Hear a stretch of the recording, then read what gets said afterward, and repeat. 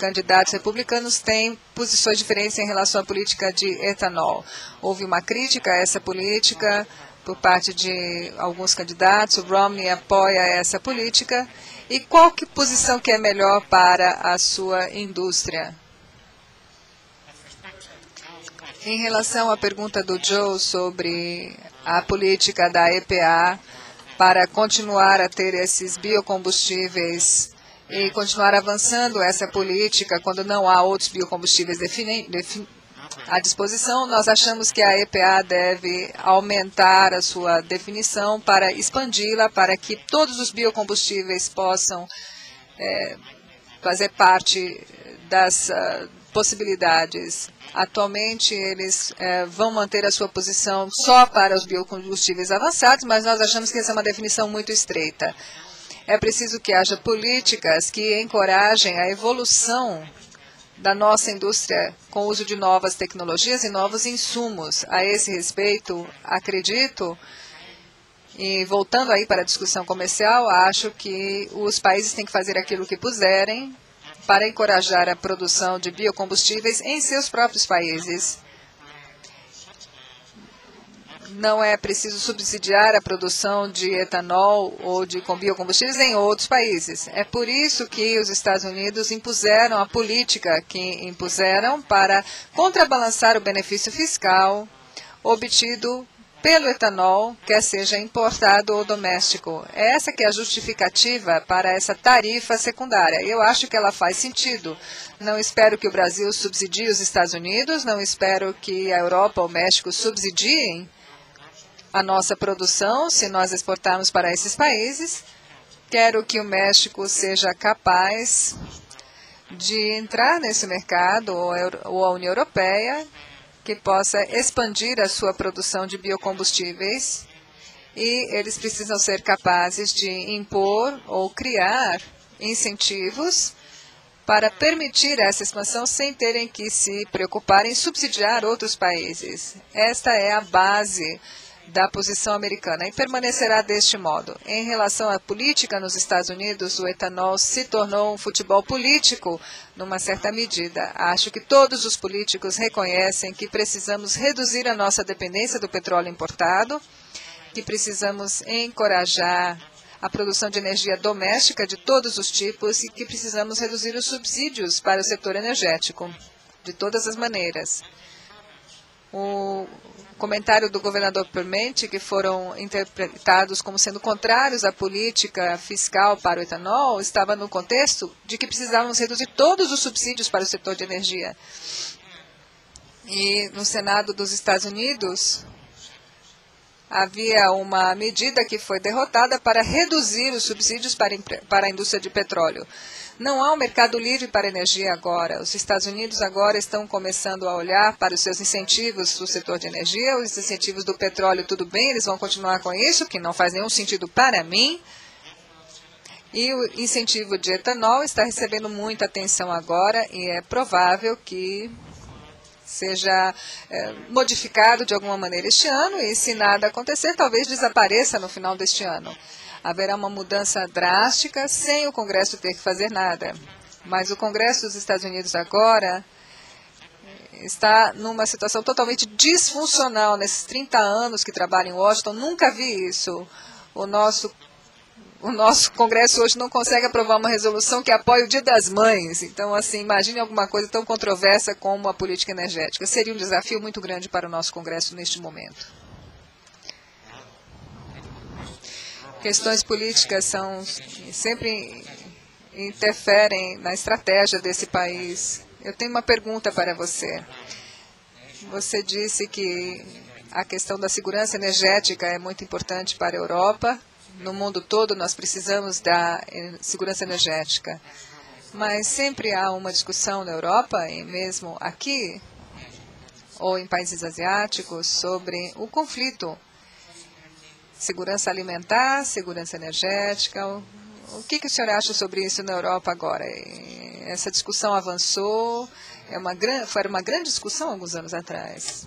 Eu acho que, para o momento, a segurança alimentar na Europa não Foi uma questão tão discutida, tem mais a ver sobre segurança energética, e isso foi seguido por o que eu mencionei anteriormente, como é que nós reduzimos as emissões de carbono do setor de transporte, porque todo mundo sabe que esse setor é que mais contribui para a maior emissão de carbono em comparação com outros setores.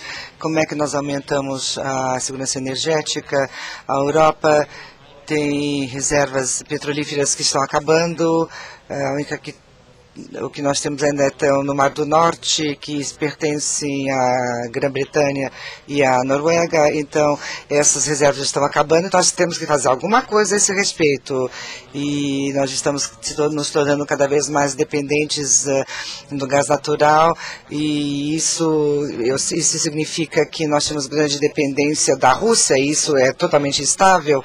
Então, portanto, então, esses biocombustíveis têm um papel muito importante, muito relevante em toda essa estratégia energética. Então, aqui não existe uma troca, é dizer, tudo bem, vamos então falar sobre essa segurança alimentar em vez de focar a segurança energética. No final das contas, nós precisamos achar soluções para tudo. Precisamos achar soluções para alimentação, para energia, e, portanto, essa é a razão pela qual nós acreditamos que temos conceitos muito bons, e fazer também, fabricar o etanol de grãos na Europa, porque nós, com cada produtor de etanol, porque nós produzimos ração animal. A Europa depende muito das importações de proteína vegetal, e nesse sentido eu acho que nós temos uma boa resposta com a produção de etanol na Europa. Eu gostaria só de adicionar, eu concordo, isso não é questão de e ou, nós temos que ter ambos. Eu diria que você nunca terá segurança alimentar nesse mundo até que você tenha uma segurança energética. As duas questões são totalmente relacionadas, são interconectadas. O preço de energia é o que está levando aos preços dos alimentos. Nós não tivemos a solução para aqueles preços absurdos do petróleo, nós não vamos ter uma solução para aqueles preços de alimentos que estão subindo cada vez mais nos Estados Unidos. Os preços de alimentos, dos produtos alimentares cresceu de forma muito significativa nos Estados Unidos. Nós estamos produzindo alimentos e etanol, nós estamos produzindo alimentos e ração animal nas usinas que produzem etanol, isso tudo para fornecer insumos para os mercados, na pecuária, etc. Mas, no fim das contas, se você não reduzir o preço da energia nesse mundo, você nunca poderá lidar com os preços altíssimos dos produtos alimentares. Bom, muito obrigado. Eu concordo com você 100%. E eu acho que o Caio Carvalho, ele foi presidente do Plano Açúcar, que foi a nossa organização de pesquisa, que faz pesquisa sobre etanol e açúcar, quando isso da parte do governo, e quando o álcool foi criado em 1975, houve uma discussão enorme no Brasil dizendo que a cana-de-açúcar iria destruir a produção alimentar. Aí o Caio, que liderou um programa nacional muito interessante, ele disse, não, nada disso, existe espaço para tudo, e ele provou que seria possível produzir tanto produtos energéticos como alimentares. The opening of the markets, of the free markets, would have to be gradual. What is gradual? Does this mean that the countries have to prepare themselves to be able to compete on a more equal basis? So what this is gradual? How many years does this graduality have to go on to achieve whatever we need to achieve? Gradual para nós significa ter uma política pública muito forte que desenvolve investimentos e desenvolve políticas públicas dentro do país, e políticas públicas que que não entre em conflito com os capítulos da NAFTA. A partir do momento que essas políticas públicas estiverem escritas, nós então, e todas as questões serão abordadas, então o investimento privado vai aumentar e aí poderemos concorrer em todos os mercados, porque a indústria açucareira mexicana, o mercado é o ponto principal, é o ponto-chave. Então, o que eu quis dizer sobre essa gradualidade, passo a passo, de acordo com aquele acordo NAFTA, e depois nos abrir. Então, enquanto as usinas mexicanas ganham, então, a competitividade, se tornam mais competitivas. É isso que eu quis dizer sobre essa gradualidade. Muito bem. Nós temos uma pergunta. Você disse que a rodada Doha está balanceando, está acabando, digamos assim. E eu concordo com você, porque nós trabalhamos várias vezes em conjunto no passado e realmente existe esse problema. Bem, agroenergia, biocombustíveis, poderia ser parte de tudo isso, como você disse, se nós tivermos um acordo em termos de segurança alimentar e se os preços dos alimentos não baixarem. Mas então, se esses preços baixarem, teremos um bom começo para biocombustíveis. O que você pensa? Ter simplesmente um capítulo separado para biocombustíveis. Todo mundo está dizendo que a segurança energética é fundamental para o aquecimento global. É outra questão que poderia ser melhorada com biocombustíveis. Será que é mais importante discutir isso do que discutir as questões que estão sendo discutidas na rodada Doha? Se nós tivéssemos uma rodada especial somente para agroenergia, o que você acha disso? Bem, eu acho que um dos custos desse atraso, essa falta de progresso, esse rodada Doha existe há 10 anos, é que a economia global andou para frente. Comércio internacional, desenvolvimento internacional também mudou de forma dramática. A indústria de etanol mudou de forma dramática nos últimos 10 anos. Nós estamos falando de negociações que se arrastam há 10 anos, que enfocam uma agenda muito limitada de questões. Então, aquelas conexões mais amplas com questões energéticas e alimentares, isso tudo também leva em consideração mudanças climáticas. Então, tudo isso vai ser difícil.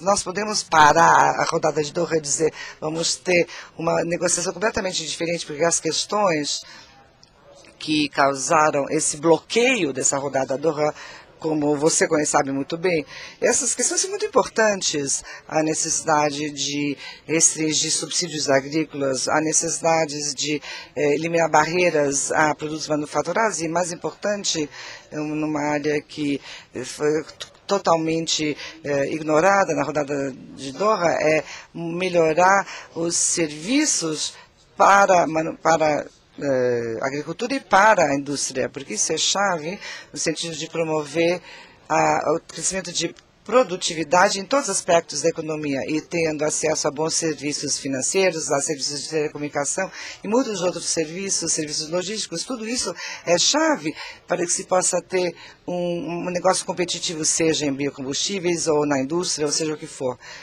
E isso tem sido a grande falha dos nossos negociadores nos últimos 10 anos. E nós vamos ter que achar outra maneira de resolver tudo isso. Bom, o que eu vejo é a Genebra não vai ser o local para fazer isso no curto prazo. Nós vamos ter que achar algum tipo de fundação que poderá ser levado a Genebra, como muitos acordos foram levados no passado. Seja um acordo sobre TI, que foi negociado nos anos 90 e depois levado a Genebra e expandido, seja um acordo de compras governamentais, como foi levado a Genebra também e depois expandido para outros países. E então, no caso de biocombustíveis, os Estados Unidos, Europa e Brasil têm tantos interesses em comum que todos esses interesses poderiam ser juntados e para que se possa